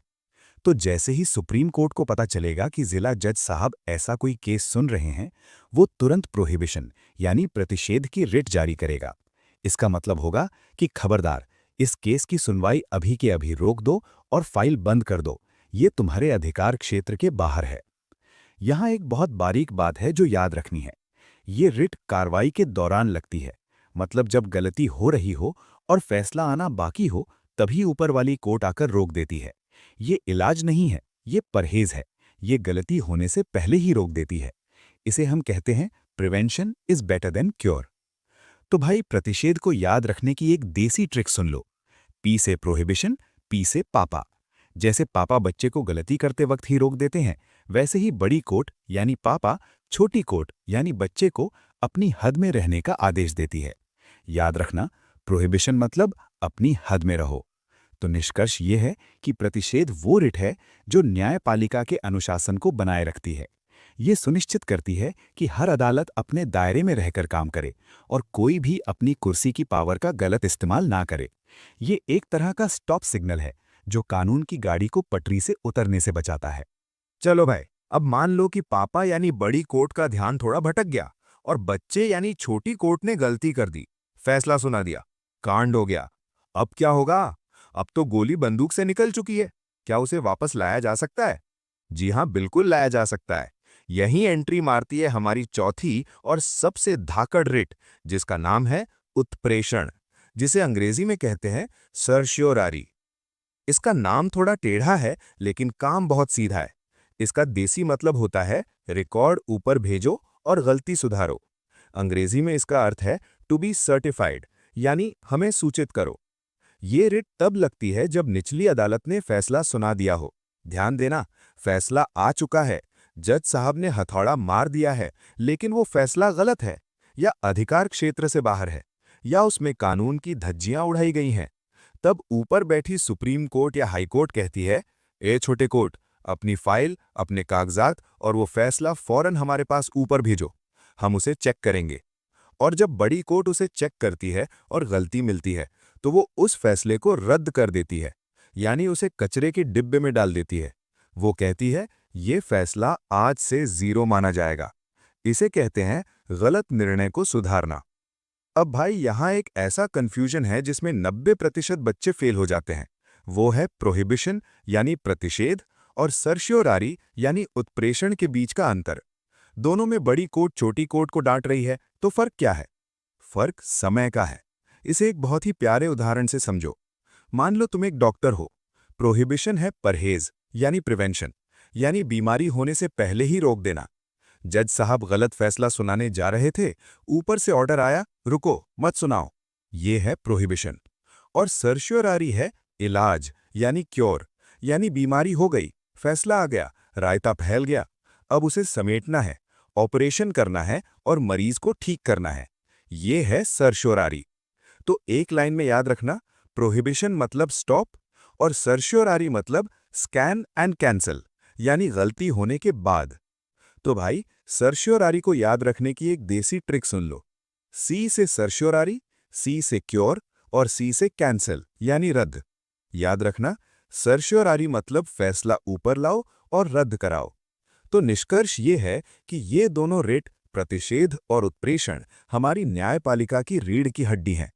ये सुनिश्चित करती हैं कि अगर छोटा जज गलती करे तो बड़ा जज उसे सुधार सके। कानून अंधा हो सकता है, लेकिन गूंगा और बहरा नहीं। अगर नीचे कहीं नाइंसाफी हुई है तो ऊपर सुनवाई जरूर होगी। यही हमारे संविधान का जादू है। चलो भाई, अब निकालते हैं अपने तर्कश का आखिरी और सबसे खतरनाक तीर। अभी तक हमने देखा कि कोर्ट पुलिस को डांटता है, अधिकारियों को काम करने के लिए कहता है और निचली अदालतों को रोकता है। लेकिन ये पांचवी रिट, जिसका नाम है अधिकार पृच्छा यानी को वारंटो, ये सीधे उस आदमी की गर्दन पकड़ती है जो अवैध तरीके से सरकारी कुर्सी पर जा बैठा है। इसका नाम थोड़ा अजीब है, को वारंटो, लेकिन इसका देसी मतलब बहुत कड़क है। इसका अर्थ होता है किस अधिकार से, यानी बाय व्हाट अथॉरिटी। या देसी भाषा में कहो तो कोर्ट पूछता है, अबे तू इस कुर्सी पर किस हक से बैठा है, तेरे पास क्या सबूत है। इसका मुख्य उद्देश्य है अयोग्य व्यक्ति को सार्वजनिक पद से हटाना। सोचो, सरकारी नौकरी पाने के लिए तुम दिन रात एक कर रहे हो, आंखों की रोशनी कम हो गई पढ़ते पढ़ते, और उधर कोई दूसरा आदमी जिसके पास न डिग्री है न योग्यता है, वो जाली सर्टिफिकेट बनवाकर या चाचा विधायक की सिफारिश से सरकारी अफसर बनकर बैठ जाए। खून खोलेगा ना तुम्हारा। बस उसी गुस्से का इलाज है ये रिट। अगर कोर्ट को पता चलता है कि कोई आदमी उस पद के लायक नहीं है, या वो उम्र में छोटा है, या उसके पास वो डिग्री नहीं है जो चाहिए, तो कोर्ट उसे अधिकार पृच्छा का नोटिस भेजता है। और अगर वो आदमी संतोषजनक जवाब नहीं दे पाता है, तो कोर्ट उसे लात मारकर कुर्सी से उतार देता है और कहता है, घर जाओ। अब इसमें सबसे मजेदार और सबसे खास बात क्या है? ये सवाल सिर्फ वही नहीं पूछ सकता जिसका नुकसान हुआ हो। नहीं भाई, इस रिट को कोई भी नागरिक दाखिल कर सकता है। इसे हम जनहित में देखते हैं। मतलब अगर तुम्हें पता चले कि फला विभाग में कोई फर्जी अफसर बैठा है, तो तुम जाकर कोर्ट में ये रिट लगा सकते हो, भले ही तुम्हारा उस विभाग से कोई लेना देना ना हो। बाकी रिट्स में सिर्फ पीड़ित व्यक्ति जाता है, लेकिन इसमें कोई भी जा सकता है। ये जनता के हाथ में एक बहुत बड़ी पावर है। तो भाई, को वारंटो को याद रखने की एक देसी ट्रिक सुन लो। क्यू से को वारंटो, क्यू से क्वेश्चन यानी सवाल, और क्यू से क्विट यानी छोड़ना। कोर्ट सवाल पूछता है, क्वेश्चन किस हक से, और अगर जवाब नहीं मिला तो कहता है कुर्सी छोड़, क्विट। याद रखना, को वारंटो मतलब कुर्सी का हिसाब दो। तो पूरे टॉपिक का निचोड़। तो दोस्तों, आज हमने संविधान के अनुच्छेद 32 के तहत आने वाली पांचों रिट्स को घोट कर पी लिया। एक बार फटाफट रिवाइज कर लो। नंबर 1, हेबियस कॉर्पस, शरीर लाओ यानी पुलिस से आजादी। नंबर 2, मैंडमस, काम करो यानी सुस्त अधिकारी को जगाना। नंबर 3, प्रोहिबिशन, रुक जाओ यानी गलती होने से पहले। नंबर 4, सर्शियोररी, रद्द करो यानी गलती सुधारना। नंबर 5, को वारंटो, किस हक से यानी फर्जी अफसर को हटाना। ये पांचों वो उंगलियां हैं जो मिलकर संविधान का मुक्का बनाती हैं। जब तक ये मुक्का मजबूत है, भारत के हर नागरिक का अधिकार सुरक्षित है। चाहे सरकार कितनी भी ताकतवर हो जाए, संविधान के आगे उसे झुकना ही पड़ता है। बाबा साहेब ने सही कहा था, ये अनुच्छेद 32 ही संविधान की असली आत्मा है। चलो भाई, अब तक हमने खूब तालियां बजा ली कि संविधान ने हमें ये दिया, वो दिया, बोलने की आज़ादी दी, घूमने की आज़ादी दी। लेकिन अब जरा ठहर जाओ। अब हम संविधान के उस हिस्से में आ गए हैं जहां आज़ादी से ज़्यादा अनुशासन यानी डिसिप्लिन की बात होती है। अब हम बात करेंगे अनुच्छेद 33 यानी आर्टिकल 33 की। देखो भाई, देश चलाना कोई मजाक नहीं है। अगर हर कोई अपनी मनमानी करने लगे तो बॉर्डर पर सुरक्षा कौन करेगा? इसी बात को ध्यान में रखते हुए संविधान ने एक बहुत बड़ा ब्रेक लगाया है। अनुच्छेद 33 कहता है कि जो लोग देश की सुरक्षा में लगे हैं, यानी हमारे सशस्त्र बल, उनके मौलिक अधिकारों में कटौती की जा सकती है। अब इसको बहुत गहराई से समझो। एक आम आदमी जैसे तुम और मैं अगर सरकार से खुश नहीं है, तो हम जंतर मंतर पर जाकर धरना दे सकते हैं, हड़ताल कर सकते हैं, या फेसबुक पर सरकार को कोस सकते हैं। ये हमारा अधिकार है। लेकिन जरा सोचो, अगर सियाचिन ग्लेशियर पर खड़ा हमारा फौजी भाई कहे कि साहब आज बहुत ठंड है, मेरा जीने का अधिकार यानी आर्टिकल 21 खतरे में है, मैं तो हड़ताल पर जा रहा हूं। या फिर पुलिस वाले कहें कि आज हम चोरों को नहीं पकड़ेंगे, हम तो यूनियन बना रहे हैं, तो भाई देश का क्या होगा? देश तो एक दिन में बिखर जाएगा। इसीलिए अनुच्छेद 33 साफ साफ कहता है कि संसद, और याद रखना, सिर्फ संसद, राज्य की विधानसभा नहीं, कानून बनाकर इन लोगों के अधिकारों को कम कर सकती है या बिल्कुल खत्म कर सकती है। अब सवाल यह है कि इस लिस्ट में कौन कौन आता है। सबसे पहले तो हमारी सेना, आर्मी, नेवी, एयरफोर्स। दूसरे नंबर पर पुलिस। जी हाँ, तुम्हारे शहर की पुलिस भी इसमें आती है। वो भी डंडा छोड़कर झंडा नहीं उठा सकती। तीसरे हैं अर्धसैनिक बल, जैसे सीआरपीएफ, बीएसएफ, आईटीबीपी। चौथे हैं हमारे देश के कान और आंख यानी खुफिया एजेंसियां, जैसे रॉ और आईबी। और पांचवें, जिन्हें लोग अक्सर भूल जाते हैं, वो है जेल कर्मचारी। इन सब पर यह नियम लागू होता है। संसद ने इनके लिए कड़े कानून बनाए हैं, जैसे army act, police forces act. इन कानूनों के तहत एक सैनिक को हड़ताल करने या संघ बनाने का कोई अधिकार नहीं है। वो ये नहीं कह सकते कि हमारी मांगें पूरी करो। एक रॉ या आईबी का जासूस ये नहीं कह सकता कि मुझे अभिव्यक्ति की आज़ादी है, मैं तो प्रेस कॉन्फ्रेंस करके सारे राज खोल दूंगा। नहीं भाई, अगर उसने ऐसा किया तो उसका कोर्ट मार्शल हो जाएगा और सीधी जेल होगी। तो भाई, इसको याद रखने का सीधा फंडा ये है, वर्दी पहनी तो अधिकार त्यागे। अनुच्छेद 33 का मकसद किसी को गुलाम बनाना नहीं है, बल्कि सेना और पुलिस में अनुशासन बनाए रखना है, ताकि हम और तुम चैन की नींद सो सकें। निष्कर्ष। तो कुल मिलाकर बात यह है कि अनुच्छेद 33 हमारे सुरक्षा बलों से एक बहुत बड़ी कुर्बानी मांगता है। वो अपने मौलिक अधिकार छोड़ देते हैं ताकि हमारे मौलिक अधिकार सुरक्षित रह सकें। असली हीरो वही हैं। चलो भाई, अब जरा सोचो एक ऐसी स्थिति के बारे में जब पुलिस के हाथ पांव फूल जाएं, दंगे बेकाबू हो जाएं और सरकार को लगे कि अब बातों से नहीं, लातों से ही काम चलेगा। तब एंट्री होती है अनुच्छेद 34 की, जिसे हम कहते हैं मार्शल लॉ। अब तुम पूछोगे, मास्टर जी ये मार्शल लॉ क्या भला है? तो भाई, इसे देसी भाषा में समझो, ये कर्फ्यू का बाप है।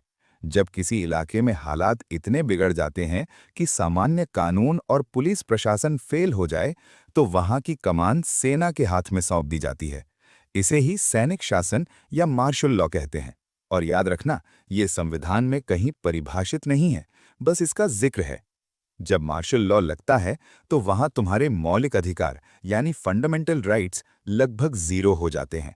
तुम ये नहीं कह सकते कि साहब मुझे घूमने की आज़ादी है। सेना का कमांडर कहेगा अंदर चलो वरना डंडा चलेगा। वहां कोर्ट कचहरी सब बंद हो जाता है, सिर्फ सेना का ऑर्डर चलता है। लेकिन भाई, हमारे संविधान बनाने वाले बहुत होशियार थे। उन्होंने सेना को खुली छूट तो दी, लेकिन लगाम संसद के हाथ में रखी। अनुच्छेद 34 साफ कहता है कि मार्शल लॉ के दौरान किसके अधिकार कितने कम होंगे, और अगर किसी फौजी ने अमन चैन लाने के लिए कोई सख्त कदम उठाया या किसी को गोली भी मार दी, तो उसे कानूनी सुरक्षा यानी इंडेमनिटी कैसे मिलेगी, ये सब तय करने का हक सिर्फ और सिर्फ संसद को है। कोई भी राज्य सरकार या डीएम साहब ये तय नहीं कर सकते। संसद बाद में कानून बनाकर उन फौजियों को माफ कर सकती है ताकि उन पर हत्या का मुकदमा ना चले। तो याद रखना, मार्शल लॉ मतलब सेना का राज, लेकिन रिमोट कंट्रोल संसद के पास। अब आते हैं इस पूरे भाग 3 यानी मौलिक अधिकारों के आखिरी पड़ाव पर। यह है अनुच्छेद 35, आर्टिकल 35। इसे तुम मौलिक अधिकारों का बॉडीगार्ड या सिक्योरिटी गार्ड कह सकते हो। ये आर्टिकल एक बहुत बड़ी लक्ष्मण रेखा खींचता है। ये कहता है कि भाई, मौलिक अधिकारों को लागू करने के लिए या उन्हें कम करने के लिए जो भी कानून बनेंगे, वो केवल संसद बनाएगी। राज्यों की विधानसभाओं को इसमें टांग अड़ाने का कोई हक नहीं है। अब सोचो, ऐसा क्यों? मान लो बिहार सरकार कहे कि हम तो सेना को हड़ताल करने देंगे, और यूपी सरकार कहे हम नहीं करने देंगे। तो भाई, सेना तो कंफ्यूज हो जाएगी ना, देश की एकता टूट जाएगी। इसीलिए अनुच्छेद 16(3) यानी नौकरी में निवास की शर्त, अनुच्छेद 32 यानी कोर्ट की पावर, अनुच्छेद 33 यानी सेना के अधिकार और अनुच्छेद 34 यानी मार्शल लॉ, इन सब पर कानून बनाने की पावर सिर्फ दिल्ली में बैठी संसद के पास है, ताकि पूरे भारत में कश्मीर से कन्याकुमारी तक एक ही नियम चले, एक देश, एक संविधान, एक कानून। इसके अलावा अगर किसी ने छुआछूत किया, जो आर्टिकल 17 है, या इंसानों की खरीद फरोख्त की, जो आर्टिकल 23 है, तो उसे कितनी सजा मिलेगी, ये भी सिर्फ संसद ही तय करेगी। राज्यों को ये पावर नहीं है। तो भाई, अनुच्छेद 35 को याद रखने की एक देसी ट्रिक सुन लो। 35 मतलब 3 और 5 यानी सब पे पंच। जैसे गांव का पंच फैसला करता है, वैसे ही देश का पंच यानी संसद ही मौलिक अधिकारों पर फैसला करती है। याद रखना, 35 मतलब पावर सिर्फ पार्लियामेंट की। अब अंतिम निष्कर्ष। तो दोस्तों, मुबारक हो, आज हमने संविधान के भाग 3 यानी मौलिक अधिकारों का पूरा सफर तय कर लिया, अनुच्छेद 12 से लेकर 35 तक। हमने देखा कि कैसे राज्य की परिभाषा यानी 12 से शुरू होकर समता यानी 14 से 18, स्वतंत्रता यानी 19 से 22, शोषण के विरुद्ध यानी 23 से 24, धर्म यानी 25 से 28, संस्कृति यानी 29 से 30 और अंत में संवैधानिक उपचार यानी 32 तक हम पहुंचे। और फिर सेना यानी 33, मार्शल लॉ यानी 34 और संसद की शक्ति यानी 35 पर आकर बात खत्म हुई। ये भाग हमारे संविधान का मैग्ना कार्टा है। ये हमें सिर्फ सांस लेने वाला जीव नहीं, बल्कि एक नागरिक बनाता है। इन अधिकारों को जानो, समझो और अपनी जिंदगी में उतारो, क्योंकि जो अपने अधिकार जानता है वही असली आजाद है।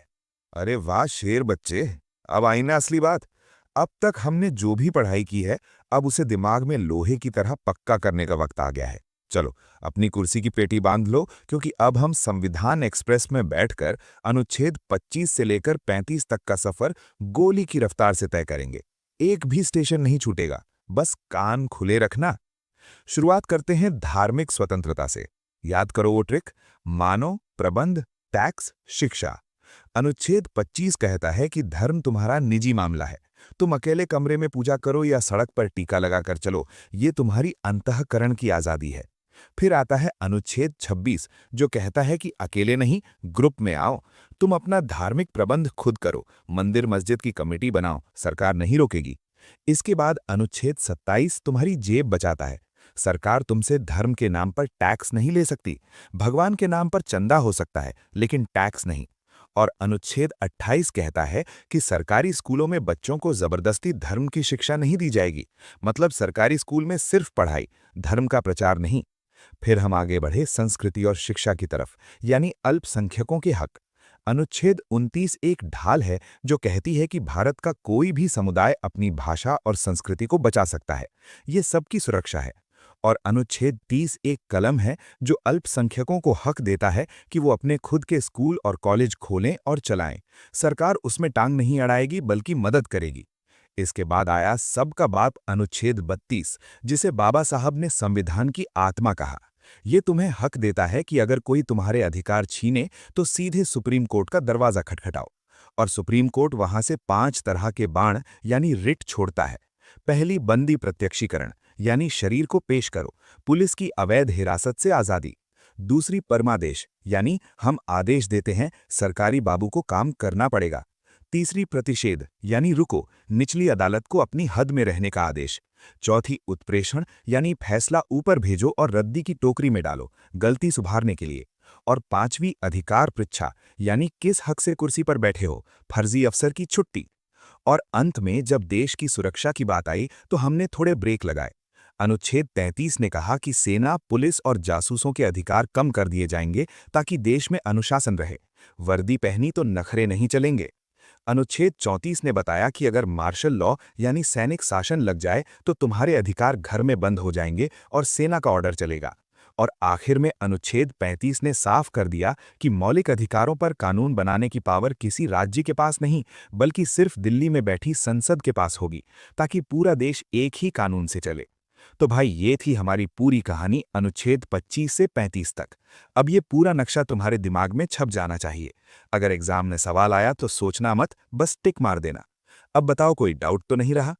अरे भाई साहब, लंबी सांस लो, जोर से। आखिरकार हमने संविधान का सबसे भारी, सबसे मोटा और सबसे जरूरी हिस्सा, मौलिक अधिकार यानी भाग 3, पूरा निचोड़ कर पी लिया है। ये एक बहुत बड़ा पहाड़ था जिसे हमने मिलकर काट दिया है। देखो भाई, मैं मानता हूं मेरी क्लास आने में कभी कभी थोड़ी देर हो जाती है, पर वो कहते हैं ना, देर आए दुरुस्त आए। यहां हम फास्ट फूड नहीं बनाते कि 2 मिनट में मैगी बनाई और परोस दी। यहां हम देसी घी वाली दम बिरयानी पकाते हैं। इसे पकने में वक्त लगता है, लेकिन जब खाओगे तो स्वाद सीधा आत्मा तक जाएगा। मेरा वादा है कि आगे भी हम पूरी पॉलिटी को इसी तरह एक एक नट बोल्ट खोलकर पूरी डिटेल्स में पढ़ेंगे। कंटेंट ऐसा होगा कि किताब खोलने की जरूरत ही नहीं पड़ेगी। अब जाओ, थोड़ा पानी वानी पियो, कमर सीधी करो और छाती चौड़ी करके घूमो, क्योंकि अब तुम सिर्फ एक आम आदमी नहीं हो, अब तुम संविधान वाले जागरूक नागरिक हो। अब अगर कल को कोई पुलिस वाला या कोई नेता तुम्हारे सामने आवाज ऊंची करे या तुम्हें डराने की कोशिश करे, तो डरना मत, बस मन ही मन मुस्कुराना और सोचना, बेटा, जितना कानून तुम जानते हो उससे ज्यादा तो हमारे मास्टर ने हमें रटा दिया है। पढ़ाई करते रहो, रुकना मत। याद रखना, शिक्षा वो शेरनी का दूध है जो पिएगा वही दहाड़ेगा। और तुम सब तो मेरे शेर हो। चलो, अब मिलते हैं अगली क्लास में एक नए टॉपिक और नई ऊर्जा के साथ। तब तक के लिए खुश रहो मौज में रहो और अपने अधिकारों के राजा बने रहो। जय हिंद।